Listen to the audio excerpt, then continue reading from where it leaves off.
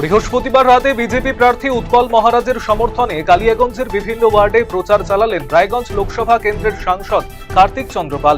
এদিন পুরসভার 10 এবং 13 নম্বর ওয়ার্ডে নির্বাচনী সভায় উৎপল মহারাজকে আসন্ন বিধানসভা নির্বাচনে বিপুল ভোটের মার্জিনে জয়ী করার আবেদন জানান রায়গঞ্জের সাংসদ।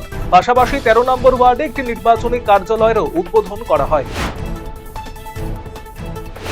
কালী মন্দিরে পুজো এবং মসজিদে দোয়া করে শুক্রবার নির্বাচনী প্রচারে সামিল হলেন মালদার ইংরেজবাজারের তৃণমূল প্রার্থী আশিস কুন্ডু।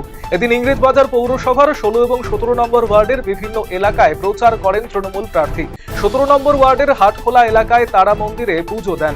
এরপর বিবি গ্রাম জামে মসজিদে দোয়া প্রার্থনা করেন তিনি। এদিন ওয়ার্ডের বিভিন্ন অলিগলিতে প্রচার চালানো হয়। প্রার্থীর সঙ্গে ছিলেন কাউন্সিলর শুভময় বসু, ইংরেজবাজার শহর তৃণমূল সভাপতি শুভদীপ সান্যাল সহ অন্যান্যরা। দলীয় প্রার্থীর সমর্থনে প্রচার কর্মসূচিতে কেন্দ্রীয় প্রতিমন্ত্রী সুকান্ত মজুমদারকে দেখে জয় বাংলা স্লোগান তৃণমূলের। ঘটনায় সাময়িক উত্তেজনা ছড়িয়ে পড়ল বালুরঘাট পুরসভার 9 নম্বর ওয়ার্ডের সূর্য শক্তি ক্লাব সংলগ্ন এলাকায়।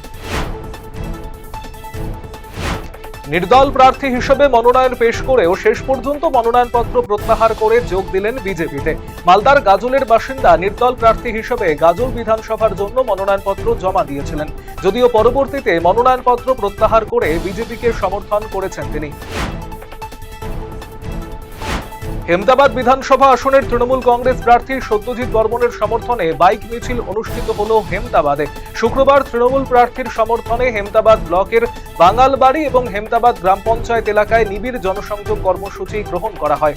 প্রার্থী ছাড়াও তৃণমূল কংগ্রেসের অন্যান্য নেতৃত্ব এবং অসংখ্য কর্মী সমর্থক উপস্থিত ছিলেন এদিনের কর্মসূচিতে। শুক্রবার পূর্ব পাঁশকুড়া বিধানসভার বিজেপি প্রার্থী সুব্রত মাইতি সকাল থেকেই শুরু করলেন নির্বাচনী প্রচার পর্ব। এদিন সকালে বৈষ্ণব চকে চা চক্র দিয়ে প্রচার শুরু করেন তিনি।